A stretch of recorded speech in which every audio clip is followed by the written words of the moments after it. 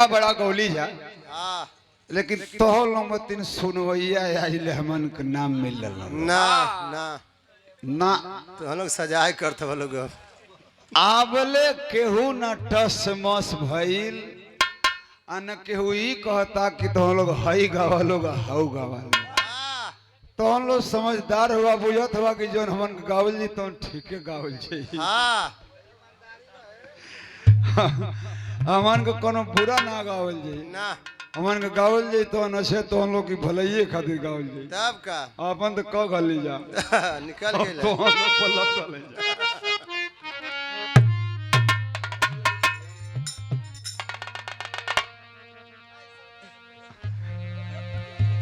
Phone करे वहां से तो पता नहीं कौन इमो से करे इमो से हमारी कहीं जब तू फोनवा करो तो हमारी कहीं आके बोले पुड़ुक पुड़ुक पुड़ुक पुड़ुक पुड़ुक पुड़ुक तो हम कहीं की क्या फोन है पुड़ुक पुड़ुक पुड़ुक पुड़ुक पुड़ुक पुड़ुक और जब फोनवा उठाए तो लिखेगी सेटिंग कहियो बात इनसे ना भाई ना तो हम कहली कि ये जना था कि बजवा वो ये सुना था पुड़ुक पुड़ुक पुड़ुक उतने जान के वो संतोष हो जाता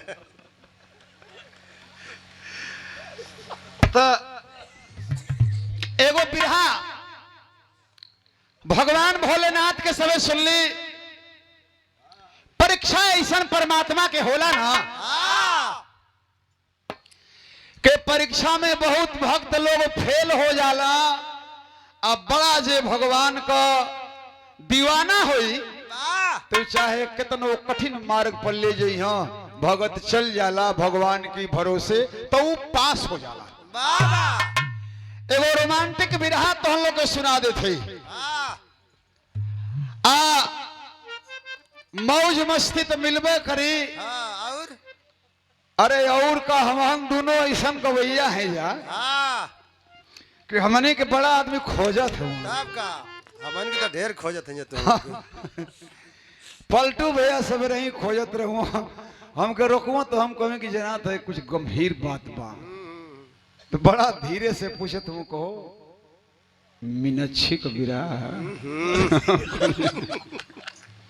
देखिए देखिए क्या सोच है सोच बढ़िया है कि मीनाक्षी का बिरहा सुने खातिर बुढ़ाई में तैयार हुआ नहीं तो एक पुरान आदमी हुआ लोग थोड़े बेले मजा ले लोग चल जाए लोग लेकिन बिरहा को सुनवैया हुआ लोग ये लोग तो कहीं चल जाला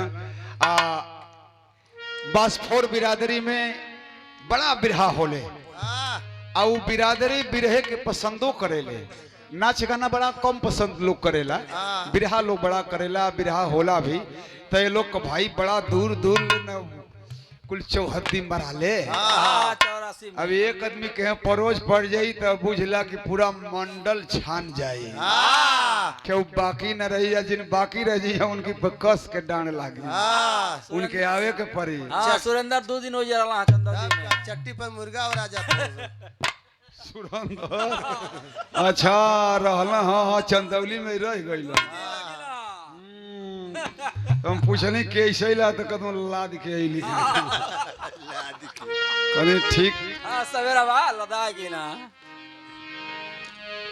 एक बिरहा और सुनिए और मौज मस्ती भरा बिरहा लेकिन अच्छी कहानी अच्छा आनंद आपको मिलेगा भूमिका है भाव लिखा गया है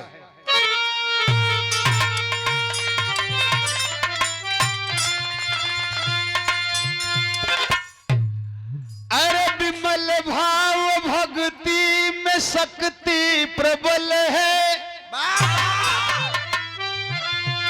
अटल सत्य है जिसको जाने जमाना देवों के देव महादेव शिव जी आसान है जिनको पल में रिझाना निकट जोधपुर के किसान शिव मंगल अरे बलदेव बेटा विभाजन की नारी सावन सुहावन रखे व्रत सुमारी अरे जल को चढ़ाते थे शिव के पुजारी।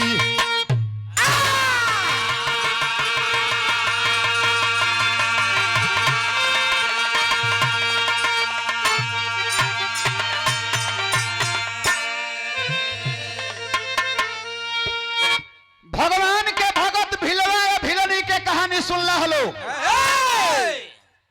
भगवान के वही भगवान के भगत एगो किसान परिवार है। जैसे हम तो किसान है जा खेती करी ला जा, तो देखो भक्ति में वो शक्ति बा के ना प्रसन्न कर दिया, के ना बुला ले। भगवान भोलेनाथ का चेला हुआ, किसान परिवार हुआ, शिवमंगल नाम हुए हो। शिवमंगल के कही बेटा जेकर नाम हुए बलदेव, आए कही मेहरारू है। अरे हाँ भाई, पहले कही मेहरारू रहे, अब न मेहरारू देखल मान ला कि स्टेपनी राख के आदमी चलत जैसे सुरेंद्र। तो एक ही मेहरारू रहल जेकर नाम रहल बीभा। तो बीभा आ शिवमंगल या बलदेव ये तीन गो परिवार हुए। मर्द मेहरारू आ एगो बेटा, छोटा परिवार, सुखी परिवार। गवर्नमेंट कहती है कि बच्चे दो ही अच्छे। तो कितना आदमी का 8 9 को हो जाते वहां, तो पूछत हूँ आदमी के अरे भैया गवर्नमेंट 2 गो को कहती है तो 8 गो बानस हो। तो कल कि 8 गो में से 2 गो तो ठीक हो, सो वही के गवर्नमेंट कहते कि बच्चे 2 ही अच्छे। हम से 2 को कम से कम बढ़िया निकल जाए सो, तो हमनी के पाल पोस दिए सो। वाह, ये चौबे ये सोच के चलत हूँ। इनका बात छोड़ डालो, अब इनकी काम से तो आज ही जा गई नहीं हम। अब इनका बात हम ना बतियाई, इनका जवन मन करे तवन करे, ये जवन करिया तवन अपने आगे इनकी आई। तब का चौबे पाने एक कबे करियन जा आ ट्रेनिया वाली। अच्छा बतावत है बिचवा में तनी वैसा जगह आवे था, अब आई जगह सही ना मिले थे ना। तो देखा है 3 गो परिवार है, शिवमंगल, बलदेव या बीभा, पति पत्नी या एगो बेटा। अब भगवान भोला कई तीनों लोग पुजारी हो। सावन आ जाए जब ना, एको सोमारी तीनों परिवार ना छोड़े। हर सोमार के दिने भगवान के बेल पत्तर तो अंगारी है देखला है धतूर जौन वर्धन के दिहल जला, जौन बीमारी में आवेला वो भगवान का वो फल है। तो वो हर सोमार के चढ़ावे लो। बाबू हो देखो भाव लिखल गल बिरहा में एगो गीत हुए हो।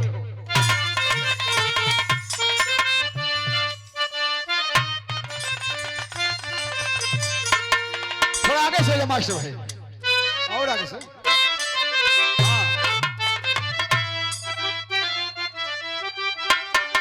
अरे दिल अगर कोई तोड़े खिलौना समझ, अरे दिल अगर कोई तोड़े खिलौना समझ, दिल दोबारा लगाना जरूरी नहीं।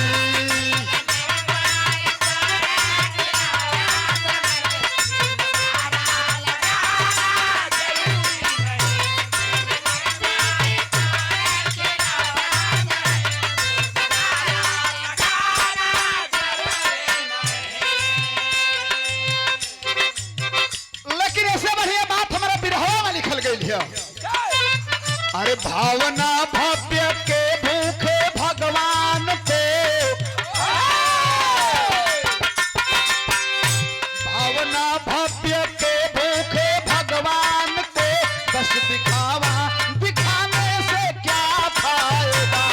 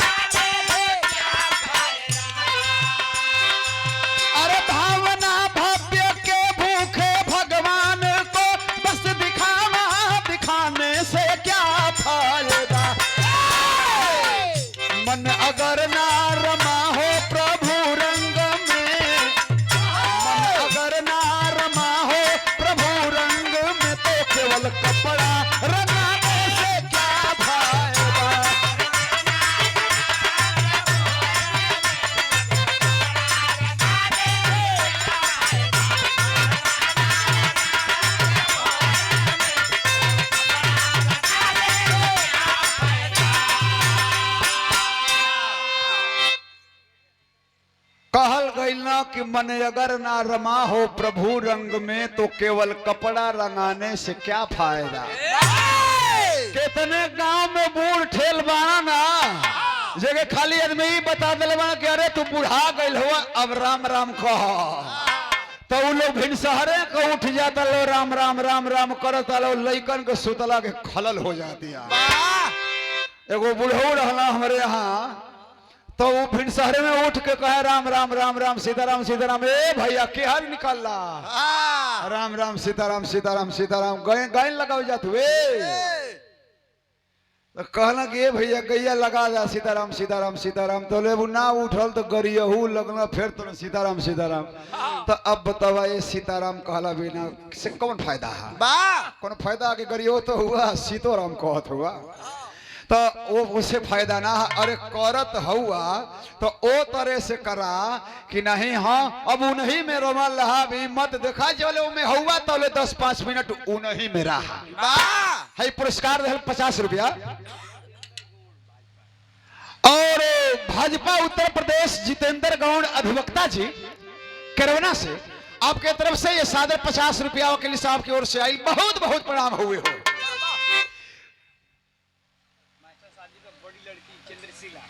चंद्रशीला और हमारे मास्टर साहब की बड़ी सुपुत्री हैं चंद्रशीला बहन जी, आपके तरफ से हमें आशीर्वाद में सादर 100 रुपया।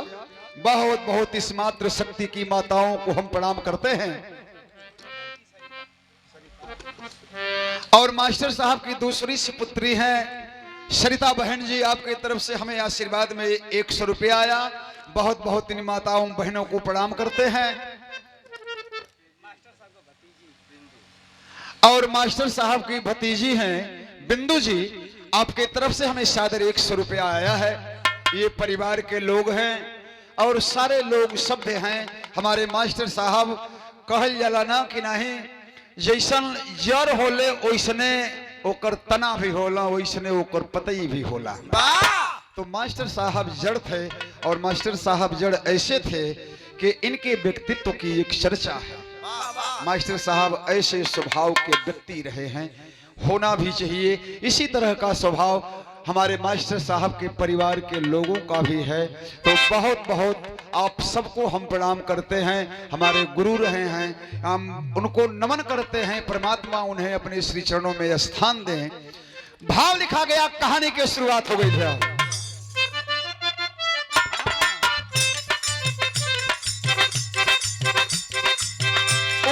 जिरी में अगर इष्ट का निवास रहे,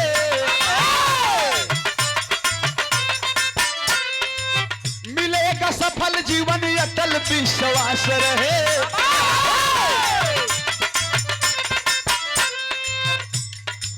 मगन शिव मंगल जी का पूरा परिवार रहा, चढ़ाए जल समन में आखिरी सोमवार रहा। प्रसन्न हुए शिव जी देख उनकी भक्ति को, सोचे दिखा दूं आज मैं भी अपनी शक्ति को। देखे वरदान उनको राजा मैं बनाऊंगा, देखे वरदान उनको राजा मैं बनाऊंगा, देखे वरदान उनको चेतना चित्त में चैतन्य में जगाऊंगा।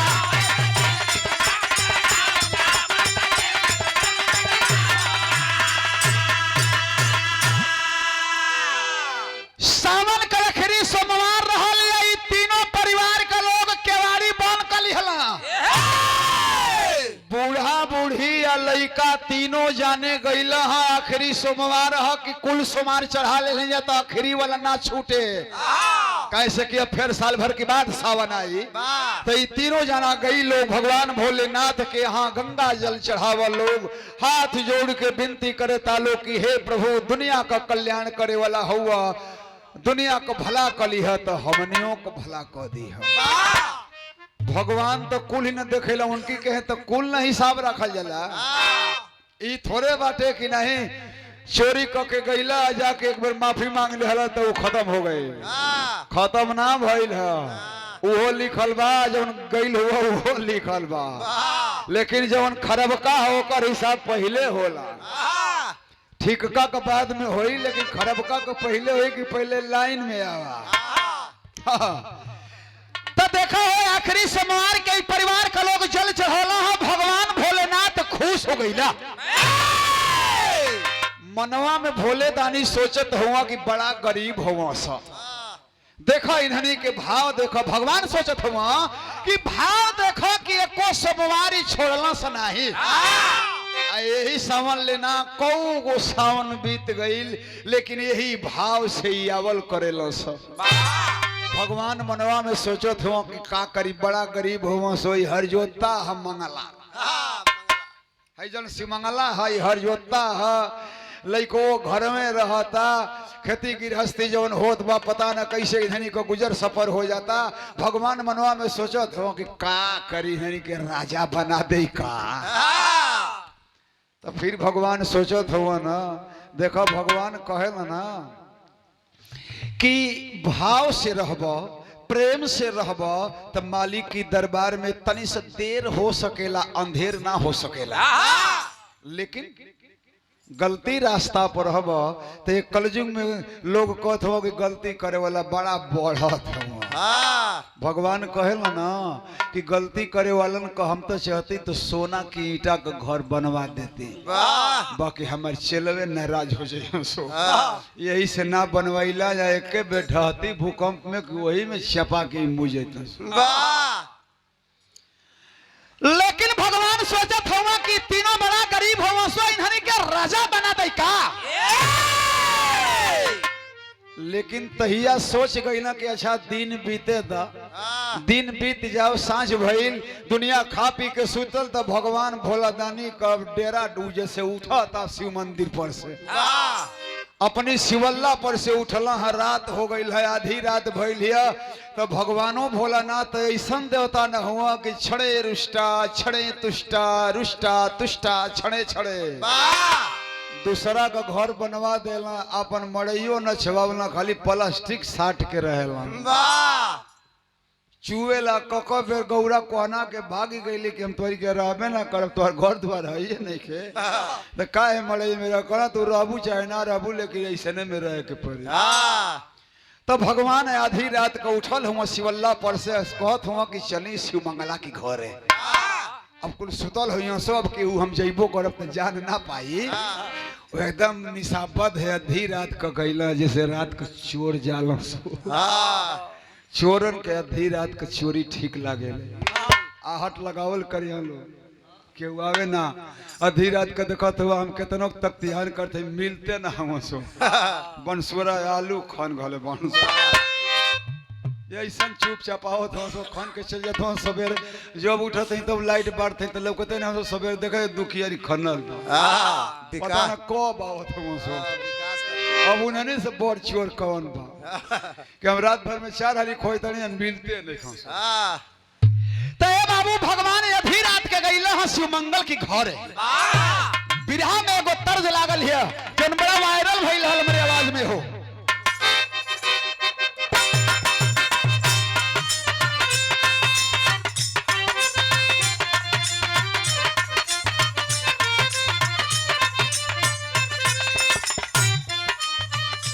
उठ जा तनी से उठ जा भैया।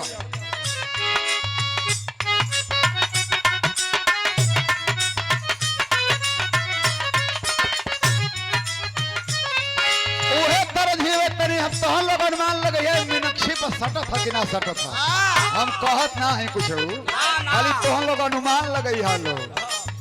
आर के उठ लाली लगवलू बलिया कबाली नहवा दकन थूनी।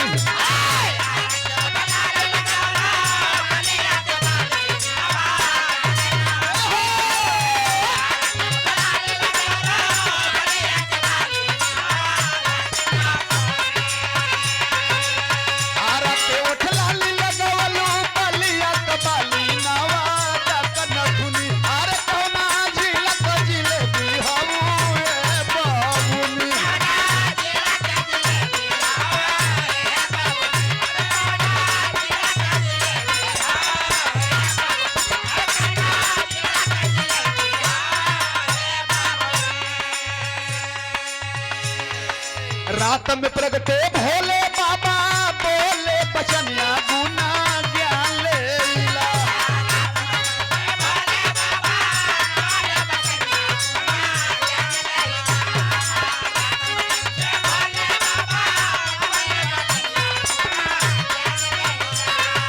रात में प्रगटे बाबा भोले बोले बचनिया गुना ज्ञान लेला। अरे तीनों जाना हमसे एक बरदान लेला।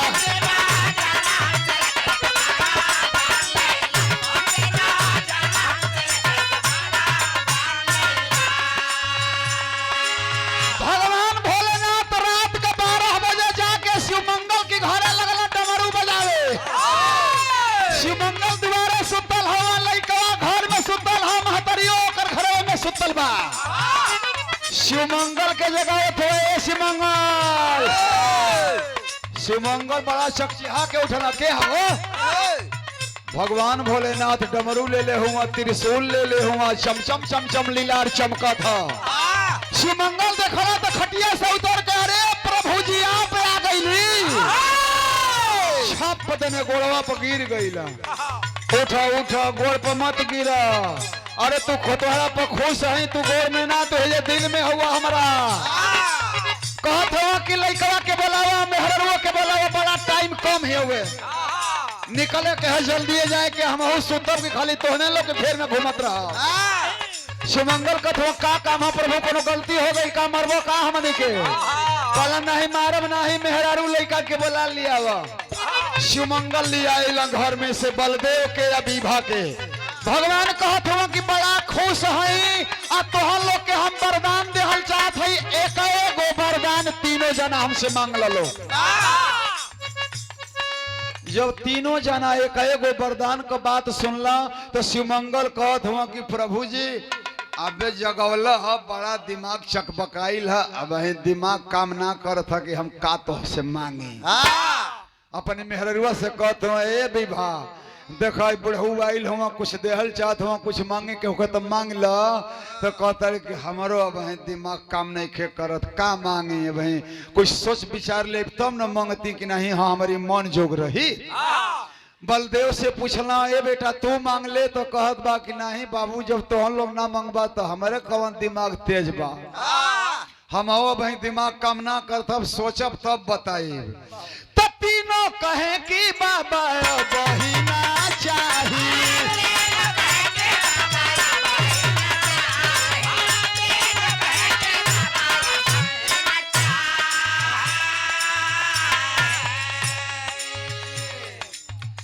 शिव भक्त श्याम सुंदर कुशवाहा पुत्र महेंद्र आपके तरफ से सादर 50 रुपया भगवान भोलेनाथ के कृपा होके हो। और तीनों कहे कि बाबा बहिना चाहिए।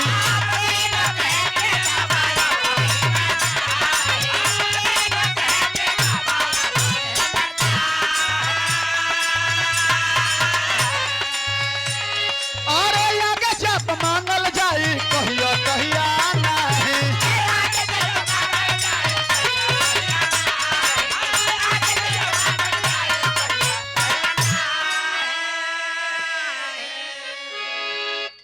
कि भगवान अब है तो हमन का ना मांगत है या, लेकिन हमनी का आपसे यह विनती करत है ना कि जब हमनी का दिमाग काम करे लगी आज मन करी कि नहीं हमनी के है चीज चाहत बा तो एक हमनी के उधार क द आज मांगल जी तहिया दे दी है। तो भोले दानी कहला कि अब हम तो सकर ही बाणी, अब तो हम लोग जहिया इच्छा करी तहिया मंगिहा लोग मिल जाई।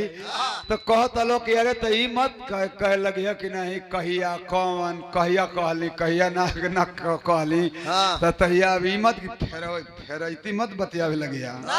हाँ तहिया अब सकरले हुआ तो दे दिया। तो भगवान भोलेनाथ कहला कि अरे कौन हम सिदौत को मकुरधु साधु थोड़े हैं कि नहीं कह के हम भूला जाई न कर जाई।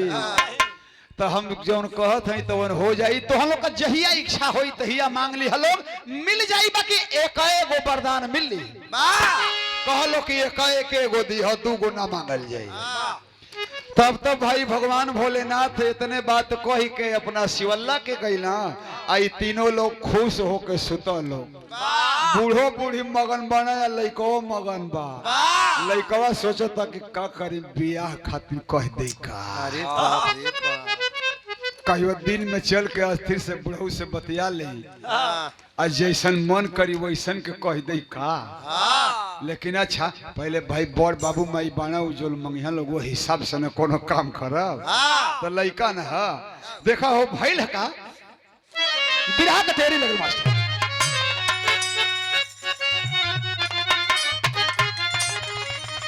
कहे लो कि ए बाबा तबहिया में ना बीता दिनवा रामा तबहिया में ना बीता दिनवा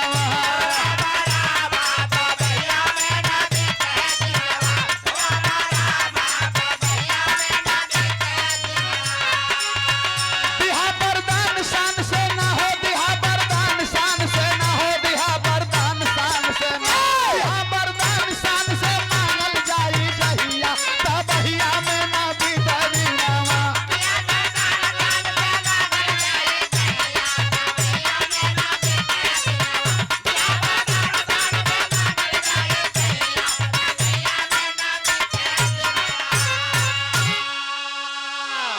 बिहा बरदान शान से मांगल जाई जहिया तबहिया में न बीता दिनवा भोला भगवान अपना घरे आई लोग सुतल लोग ए बाबू तो देखो कुछ दिन के बाद कैसन समय आयल है वरदान के तरह से मांगल जाता शिवदानी भोलेनाथ से बिरहा के विदेशिया में भाव है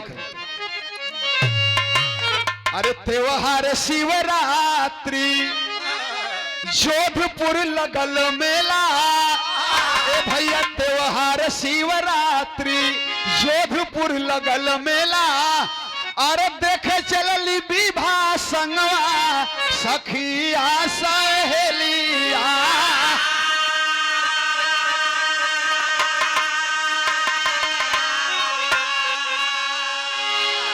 कुछ दिन के बाद पहले शिवरात्रि का दिन आयल और जोधपुर में शिवरात्रि का मेला बड़ा भव्य लगेला तो देखा शिवमंगल वो सखी सलेहरिन की संगे मेहरारून की संगे जोधपुर को मेला देखे चल रही आ जोधपुर को मेला देखे गईली आ जब शिवल्ला पर गईल न मेला में ओकरा पट देने याद आ गईल कि भगवान कहले हुआ एगो वरदान मांगे के हे मनो कहियो वही के परी नगद आइल हैं मेलो देख ले या इनसे मांगू ले गईल शिवलवा पर पट देने आंख मुंह ले अलग मेहरुआ कुल देखली से तो कह तरी सो कि अरे बहुत पहले ही से पुजेरी नहीं है देखा होता है आंख मुंह ले अलग कितने कथे सो देखते दांत ना लागल है देखते चुबे तक दांत ना लागल है बड़ी पुजेरी नहीं है पूजा करत है शिवलवा के भीतर आ जाके जब आंख मुनलस ना तो भगवान भोलेनाथ से मनवे में कहते हैं कि भगवान अरे हम सिमंगल बोआइल है हमार नाम विवाह एगो वरदान देवे कहले हुआ भगवान कर अंतरात्मा ओके जवाब देलस कि रे याद बा याद बाटे मांगे के ओखे तो मांग ला नगद आइल हुआ शिवरात्रि का दिन है जवन कबू तवन हो जाई बाकी एक ही बेर ई ख्याल रहे इना के बाद में इना के ना ये के ना चाहता है चाहता मेरा रू बड़ा छछन कर ली सो हाँ कैसे का बता मेरा रू बड़ा छछन्नी होली हाँ हाँ मुंह तो पतियो मत पा आँख खोला तो भगवान भोलेनाथ कहला कि मिल जाए मांगा तो शिवमंगल वो का कहते भगवान भोलेनाथ से हर जाके मन धीरवा में हर शिव से वरदान मंगली देखो मेहरारून का ये न कहले है यह मेहरारू को कल चलाक मेहरारू रही तो आज की जमाना का ना ऐसा चीज मांग ले रही कि एकदम जिंदगी गच हो जाए लेकिन वो मेहरारू देख लो ओकर का सोच बा कि जाके मन धीरवा में अरे शिव से वरदान मंगली कहली कि हमारी बनादा राजकुमारी का सकलिया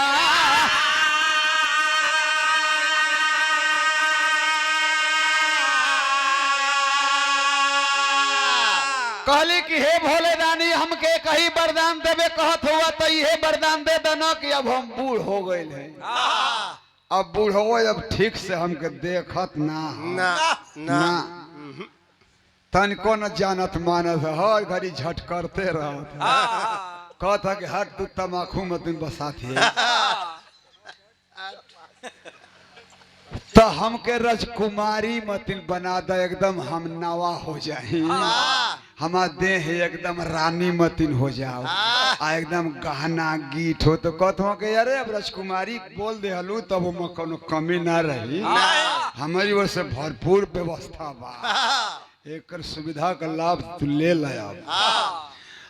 कहली कि हमके राजकुमारी बना दा। भोलेनाथ बोल दे ए मस्त। तो भोला के न कहत देरी न बदलत देरी। सखी सलेहर लोग दुआरी पर खड़ा होके खोजत हलो कि कब आई हो सिमंगल बो, कब आई। तो चौकिया बेलनवा का दुकनिया उठ जाई तब आई। कुछ चौकी किने के हा, बेलना किने के हा, वो कहते अरे हमके पहसुल किने के हा, छनौटा किने के हा। छनौटा का करिया पूरी छनिया पूरी में डाले के हा, पूरी हो। तो कहत बाड़ी सो कि जल्दी आई। तो वो माँ से वो तो वरदान पा गई, एकदम राजकुमारी मतिन साज धज के एकदम नया। इसे 18-20 साल का उम्र होके मार चमचम जना था कि देह पर से माछी बिछला जाइए। इतना मेकअप कैले बाप रे बाप। आज बहरा आइल कुल मेहरुआ देखत है सो तो रास्ता देते सो कोनो बड़ मेहरारू है के छोड़ दई जाते हमनी वाली थोड़े है। तो वो आगे कहत है करे चलल भड़का लो मत हम सिमंगले बोहाई। तो यू करे कैसे हो गली, अरे भगवान से कहले वाली वरदान देवे कल ना उहे देहला। तो कहलो कि अच्छा ठीक है बच्चा ला मेहरारू के का करे। अब तो कितने लगली सुनला जाएगी कहो कैसन पहले बा हमनी के कैसे पहले। हे बाबा हे सुन मेहरारू कुल ऐसे ही बोलावे से फेरी वाला जेंस को सके हे बाबू हे कैसन तनी एगो तनी साड़ी दे देता हो, एगो शादी में जाए के बा तनी पहले वही लग। तो कहे सो कि हल्ले ला देख ला कितनी के बात से हाई 1800 के बा। हाँ 1800 कहो कहो एमे 1800 समाता ना। है सड़िया हमार गोतिनिया ना हमार देवरनिया 800 में किले रहे। खाली कलरवा ओकर दूसर रहे। 800 में देब तो बे ले ले। तो कही के ले ला, तो तीना दाम दे के कहलो सो उ तीना दाम धके कहियो सो 600 करई 500 करई तो कहियो सो 2500 कह। मेहरारू आधा पो कैसे कहियो सो ना। तो ले जाई घरे तो मेहरारू के मेहरारू दिखावे ले हे ए भाई देखत है सड़िया हो 800 में ले ली ठीक बा कि ना करे बहनी ओके ठग ले ले बाड़ू। ये जैतू ना तो दुकनिया पर बैठ 1200 से कम करना।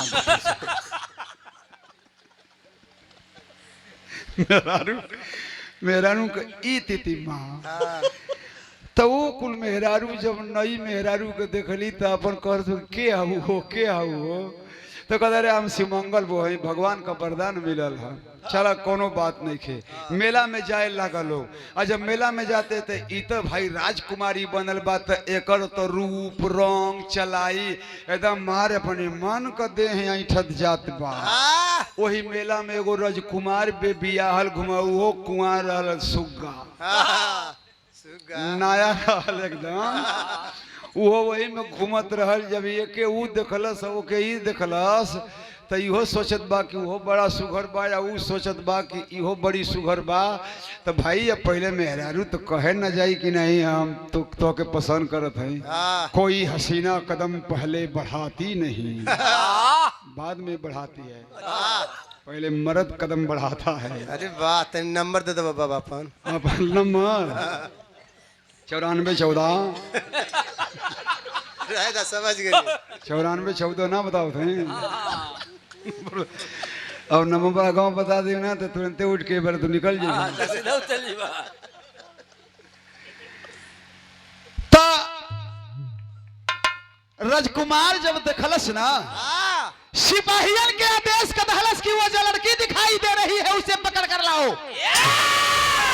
राजी से न आए तो जबरी उसे पकड़ कर लाओ। राजकुमार का आदेश भैल, सिपाही पकड़ के ले गए। लड़की चल, मेरा राजकुमार तुझे बुला रहा है। गईल राजकुमार न कुछ पूछत बा न जाचत बा, बैठा दो रथ पर। पीछे रथ पर बैठा लगे, हे काहे हमके ले जाते हुआ हो? आता तू राजकुमारी बाड़ू, हम राजकुमार हैं, तो से विवाह करे के तो से हम ले चलत हैं। तू हमके पसंद आ गई हो, तू मेला टाप आज न हम ऐसा में हररुए ना देखली। राजकुमारवा लेके भाग गलो के किडनैपिंग हो गई और जब किडनैपिंग हो गई तो अवरी जितना ओकरी संगवा कही सुनो कुल अब चौकी बेलना ना किनाई वो कथे सो कि नाजा के नाजा लेके भागला चला निकला नहीं तो कोई बुढ़ावन हमारी पर नंबर लगाई सो निकलल जा सर देने नहीं तो जना थे कि ये जे ऐसने रिवाज बा अनहरवा होत सब गायब गायब। चला लोग अब चली जा घरे, अब जुलेबी ना कि नहीं नहीं भागल लोग घरे। अब घरे भागल लोग तो शिवमंगल दुआरी पर खोजत हम बैठ के कि कहो मेला देखे गए कब आई, तो कब बर्तन धोई, कब खाए बनाई, का करी आज मेलवा की जिलेबिये पर रख दे का। अतल मेहरारू पुल गईली तो पूछत हे बुचिया कमाई अरे हमार वाली के हर बारे आ तब तोहार वाली पता न का भइल मंदिरवा में गइल है बन नया हो गइल है राजकुमारी मतीन आ एक ठौरा के लेके भाग गयल। तो जब शिवमंगल सुनल कि मंदिरवा में जाके नया हो गइल तो शिवमंगल बुझ गइल कहत हो कि हो न हो वरदानवा ना न मांग ले रे वरदानवे मांग के गड़बड़ाइल है। बिरहा में एगो तरज बदलल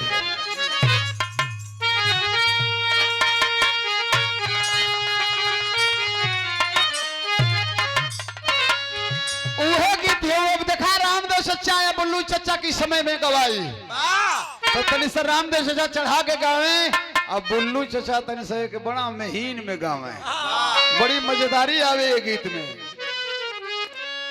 कैसे गवाए हो? गावल की छूटल ये राजा, अरे छूटल ये राजा जमनिया में गड़िया, छूटल ये राजा जमनिया में गड़िया, छूटल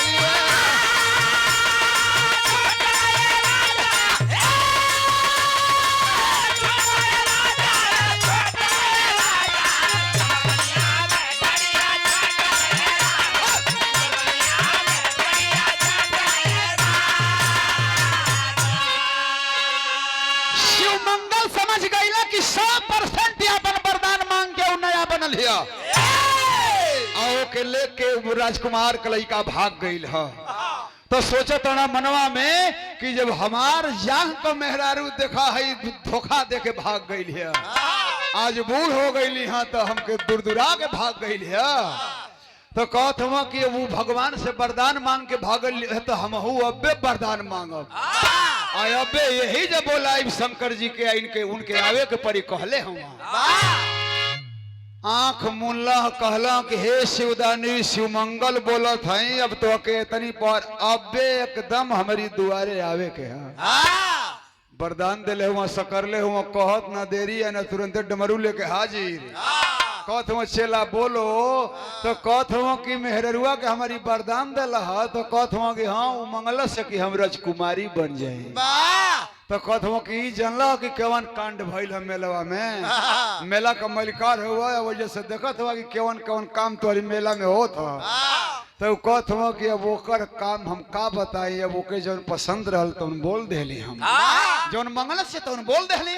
तो शिवमंगल कहत हुआ कि तो हाँ हम के वरदान एकदम अब्बे चाहिए। तो कहत हुआ कि अरे तू अब्बे मांगा तो हो के अब्बे मिल जाई। तो शिवमंगल का कहत हुआ कहे कि बचवा हमार भइल टूअर ये बाबा,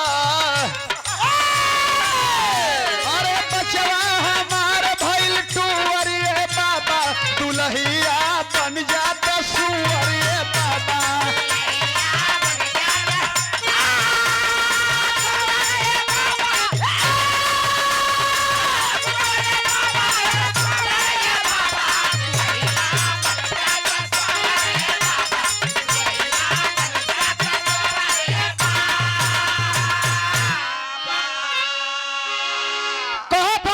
मंगल की तो हमके वरदान ये कही देवे के हुए तो वरदान ई दा हमके कि जौन हमार मेहरारू राजकुमारी बन के भागल है हमके वरदान ई दे दा कि जौन मेहरारू हमके छोड़ के भागल है उ सुअर हो जाओ।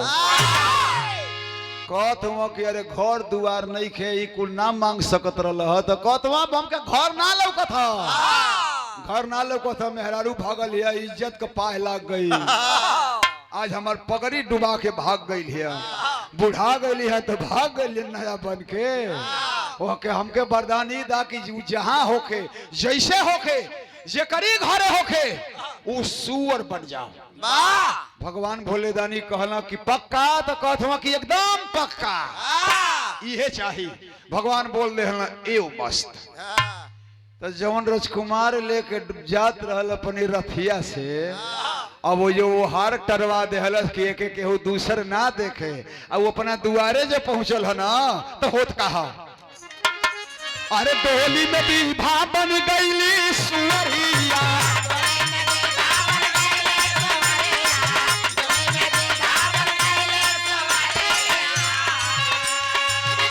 अरे दुल्ही उतारे अइली दिल सा बनरिया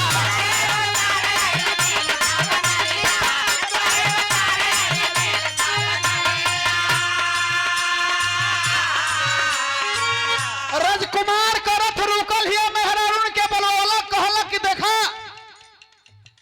बड़ा टॉप क्लास का लड़की ले आइल है ऐसे ब्याह करे के है आए के रथ से उतरिह लोग आराम से उतरिह लोग देखिए लोग कहीं ओकरा चोट ना लागे आराम से दो मेहरारू लोग धो लिह लोग इना की झटका में उतरे ओकर गोड़ झुरा जा साड़ी उड़ी में भड़क दे गिर जाओ ऐसा मत करिए लोग आराम से उतरी है लोग मेहरारू कुल जब गईली है आ वो हार टरली है तो वो हार जब टरली तो वो में से कहते कि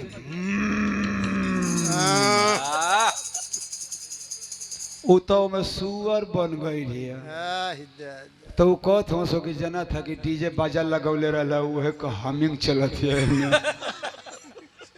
ना कद भी डीजे या दल के लागत है तो कहते सो कि जना था कि डीजे लगौले है कहीं मनोरंजन खातिर वह जना था साउंडवा बेसी हो गई है तवरी तनी टरली सो तो जब थुथुनावा निकललस ना तो मेहरुआ कुल देखली अब साउन लागल वैसे में और जब मेहरारू कुल देखली सो तब केहू उतारत ना कुल मुंह तो पतो नहीं से आवत बाप रे बाप ले आइबो कला से दुनिया के मन मेहरारू पे आवेला कह तक राजकुमारी ले आइले साचो आदमी कहले कि जवानी में सुअरियो निक लागले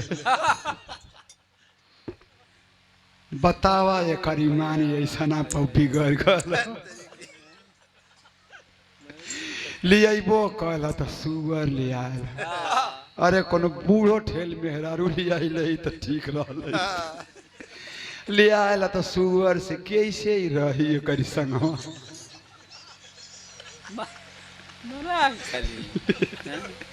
कैसे ही रही करी संग तिवारी देखा तो ही के इशारा कर हमारे के नहीं दे नहीं अरे ये भरपूर इंसान हुआ इनकी ओर मत इशारा करा ना सुना ये तोरियो करता तू ये करियो कर वो हमारे होती गई हम कर होती गई अच्छा तो वो कुल मेहरारू मुंह तो के भागत है तो मनों में का सोचत है कैसे कहता लो कि राजकुमार बड़ा फूहरे बाबा अरे राजकुमार बड़ा फूहरे बाबा दुल्हिया ले आइल सुहरे बाबा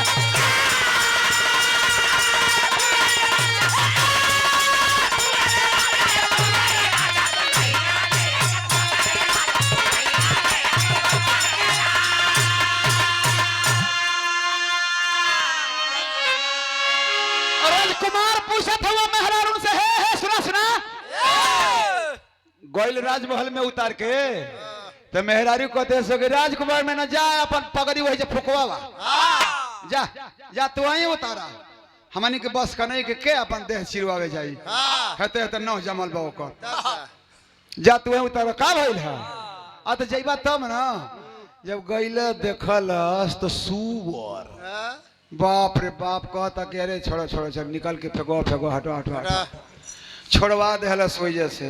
आ जब छोड़वा देहलस ना तो उ भले सुअर रहल लेकिन ओकर मनवा तो विवाह कर रहल ना। मनवा में सोचत या कि देखा रूप बदलल है तो कुल खेदे लगल से, खेदे लगल से अब कहाँ जाए हम। ई न कि निकलिए तो कहीं बनसुअरा भेटा जाए सो तो बड़ा लम्बा ले दौड़ावेल से ये से महारे ले जाइए सो। डरातू बा मनवा में सोचत बा कि अब चली पूरन के घरे जगह पता न कोनो चिन्हबो करी कि ना चिन्ही, मलकरवा चिन्ही कि ना चिन्ही। तब से वहां से भागल हिया, भाग के आई लिया अब शिवमंगल के घरे। अब पुरनका घरे आ गई लिया, केवाड़ी बन के बाप बेटा अंगना में भौरी लगावत हूँ सो। एक ठुरा कहत है कि बाबू भौरी देखा तो सका गए फाट तो गई है तो कहत हो कि चल काच पकल खाइल जा। अब एगो बनावे ली रहा देख धोखा देखे तो माई निकल गई। हाँ निकल गई ये बेटा अब जना था कि हमने के बनावे खाए के आने तो देख के तोर कोनो बियाह शादी करे सेकेंड हैंड में। अब तो भाई शर्त कोनो पतो लिया तब न बनाई खियाई। ये कुल राज में सबीरा करत हो लोग और तौले सुवरिया जाके केवाड़ी भूल भुलाओ थे थुथुनवा से। तो शिवमंगल कहत हो कि बल देख तेरे कोनो गोरू ना छोड़ा ले हला। तो वो आके केवाड़ी खोलस तो कहा अरे बाबू लकड़ा लेके आ सुअर आई लिया।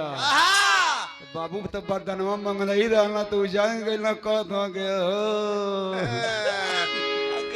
कहीं ना ठेकान मिले देखा फिर लकड़ात आई लिया। बुढ़वे कहे आई लिया यही जे थे मिली ना कोनो पूछी। तो बाबू निकल के गई ना तो कहत बा शिवमंगल के मारा बाबू दू लकड़ा पीठकंडा बड़ा बनल भाई मारा वही पीठकंडे पर। तो कहत हो मारे के ना हरे बेटा एक मारे के ना ये तो माई है। कहत लइका के मदद तो नहीं आदमी कहल कि हिंदू को पुरानिया बुढ़ाला तो ओकर दिमाग बिगड़ जाला। अब तो दिमाग काम ना करत है, अब तो दिमाग एकदम ना काम करत है। ऐसे ही एगो बूढ़ गई सुलेमा देखे सिनेमा लगल रोमांटिक पिक्चर रहल।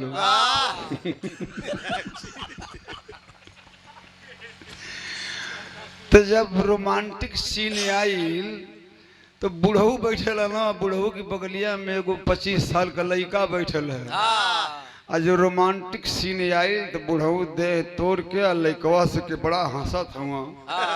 तो लड़कवा कहता कि बाबा बड़ा खुश बड़ा तो कहत हुआ कि 40 साल के बाद दे टंटना लिए। तो लड़कवा पूछते का भइल बाबा।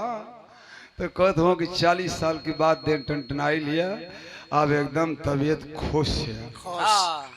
तो तब हाथ से पकड़ ले बाना भाई तबीयत एकदम खुश हो गई हाथ से पकड़ ले बाना। तो लड़का कहता कि का खुश हुआ। तो कहते हो 40 साल के बाद दे टंटनाइल है। तो कहते ना कि अरे वो तोहर वाला ना तो हमार वाला पकड़ ले हुआ।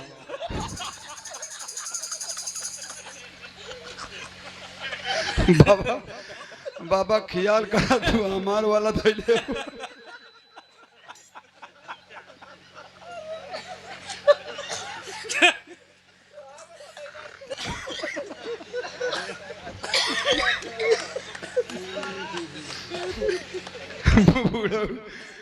बुढ़न का ही हाल बा।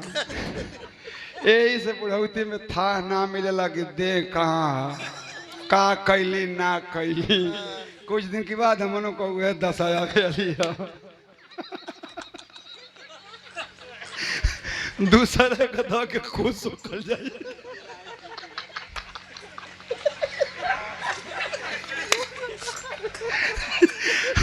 उठा जब बताइयो सताओ ना गया बाबा ख्याल करा तोहर वाला ना हमारा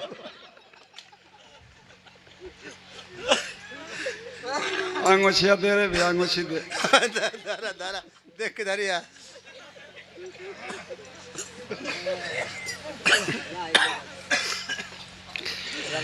ता बुढ़ऊ कहत हुआ कि ये बेटा मार माती तोर माई है।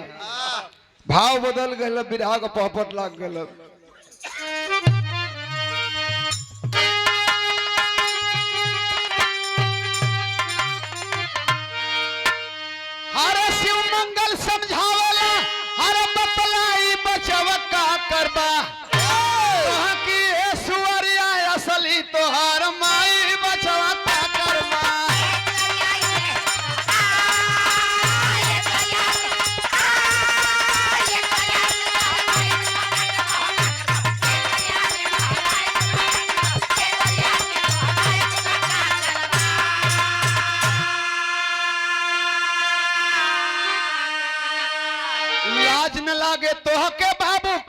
गईला पगलाई। अरे ये सुअरिया माई हमार तू देहला बतलाई बचवा का करबा।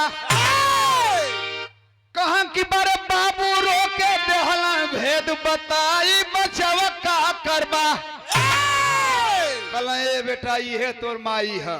कतबा बाबू तू पगला गई हुआ। अरे सुअर हमार माई है तो कहत हो कि नहीं सुनू ऐसे सुअर है ना कि मेलवा में गई तो वरदान मांग के नया बन गई थे कि राजकुमार लेके भागल। तो हम तुरंत शिव जी के बोलौली कहली ना कि एकदम चट मंगनी है पट बिया तुरंते जैसे मांग के भागल है एकदम तुरंते जैसे ऐसा बान मारा कि फेर लौट जाओ। तो हम शंकर जी से वरदान मंगली है कि कहीं गई लोग के रानी बनल होके वो कुछ बनल होके सुअर बना दा। आ शंकर जी सुअर जब बनौला है कि कोनो ना पूछल से तब ही भागल आई लिया। तो लइकवा कह सके अरे बाबू बड़ा तो गुड़ बात बतावला इ तो तू मंगा देहला माई के सच्चो का तो कहत हो कि हाँ तोर माई के तो मंगा देहली बेटा। तो ऊ कहत बा कि ये बाबू तो तू ऐसे रह बा या होकड़ी तो कैसे रहल जाई। ये हर घड़ी फुफकर भी करी और ना तो ये जे चिकनवा ना रहे मरियवे में जाई। तो बाबू कहत हुआ कि अच्छा तो वहू का उपाय बा वही तोरी पास एगो शस्त्र बचल है। हमारा एकर तो हो गल है कि तोरी पास एगो बाण है बेटा चाहबे तो बना ले बेटा। बेटा उहे है जो बाप महतारी के बिगड़ल काम बना ले। तो कहता है सहकाल हम तो सोचले ना मेहरारू खातिर बा कि सहका के अपन काम बनावा। कहत हूँ शिवमंगल किए बेटा भगवान से वरदान तुम मांग लो बुला के। बलदेव भगवान के याद कैला भगवान हाजिर भैला। तो कहना प्रभु जी की बोला माई बाबू दोनों जना को बीत गई है वरदान हो गई है अब तू मांग ला का तो होके चाहता। तो कहत बा लड़कवा की प्रभु जी वरदान हमके ही दे दा कि जौन बाबू कैला जौन माई कैली तोना के छोड़ दा। हमार बाबू तो ठीके बाना जौन माई के वरदानवा हमार बाबू मांग के सुअर बनवा दिले हुआ हमारी माई के वो बुढ़िया माई बना दा। जैसन रहे वैसने चाहे भले कैसनो रहो हमार माई के माई मतिन बना दा। भगवान कहला कि सोच लिया तो उम्र लंबा बा अपनी खातिर कुछ ना चाहिए। तो कहत हो कि नहीं अब हमारी खातिर ना चाहिए अब माई बाबू को बिगड़ल काम बना दा। भगवान भोले दानी एवं मस्त बोल देहल ये बाबू। अब जौन सुअरिया रहल तो अब विवाह बन गईली जौन बलदेव बो रहली जौन पूरन की मेलवा देखे गई रहली। बलदेव कहते हो कि फिर मेला देखे जेबी। तो कहते कि अरे अब तो जैबो करत अब केवन मांगे अब मिले वाली बा। और ये कहीं चानस रहल है वो गड़बड़ा गया। बिरहा के आखिरी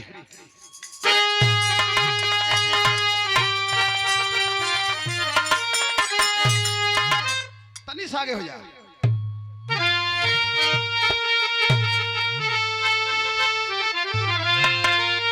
वो तो हो ही गल लेकिन ओकर एगवा में तनिस एगोरी रहल है।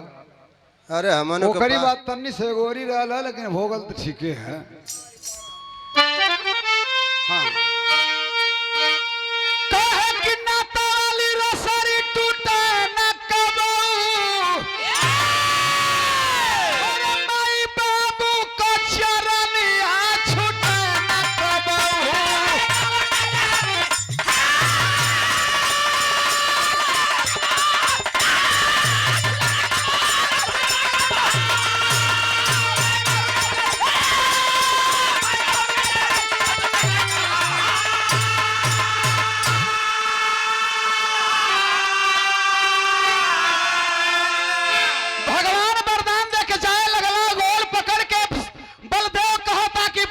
आशीर्वाद दे दे वो वरदान तो दे देला लइका है हमके आशीर्वाद एगो दे दा।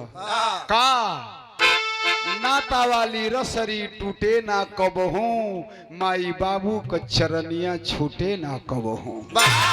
जौले जिए लोग तो मृतलोक है माँ दुनिया के जाए के बा, लेकिन जौले बाबू माई रहे तोले हम बाबू माई के सेवा कले। सर्वंत ना हो सकीला लेकिन हमें लोग के सेवा कली जौन हमार सामर्थ बा। भगवान आशीर्वाद देना, जा जा तू अपनी बाबू माई को खूब सेवा करी हो बचवा। तू जितने सेवा करब जिंदगी में तुहरा के उतने मेवा मिली। बाबा का के माई बाबू की सेवा से जन्नत मिले हुलासी, चारों धाम इनके चरणों में कही गई ना सन्यासी। तो पावन प्रेम करो सरिया टूटे न कबो।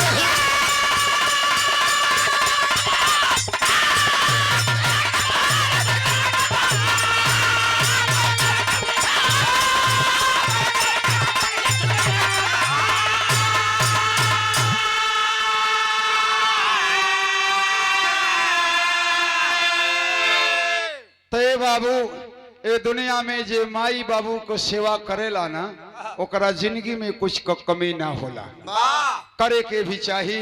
लेकिन हो कहाँ पावत बाहो, देखत बाड़ा ये जुग जमाना इतना बदल गई, इतना जरता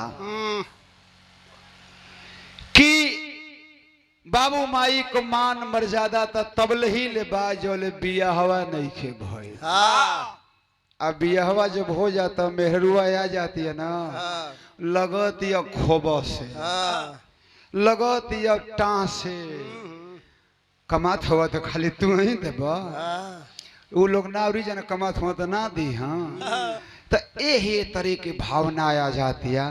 तब मेहरुआ का आदमी सुने लगत हुआ कितने तो माई बाबू से एक ही लड़का बा, माई बाबू से अलग बा, बूढ़ा बूढ़ी अलगा बनावत खात हूँ और वो मेहरू लेके अलगा बनावत खात। करेजी पथरी बनावत हूँ। अरे अब ऐसा कुल बात मत बतियाओ, सबेर कपार वो चलत बा तो का करबा, लेके प्लास्टिक में घूम बा एक हरिया खाते न बा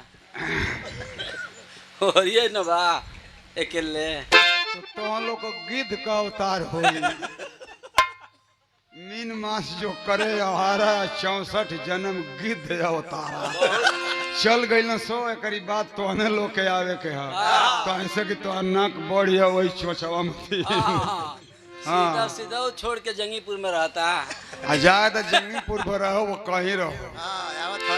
तो गुरु बिहारी गुरु गणेश गुरु रामलाल गुणकारी स्वर्ग बसे चंद्रिका कवि बच्चन जी बने तब ही हमें नबी तदिनवा पंचदा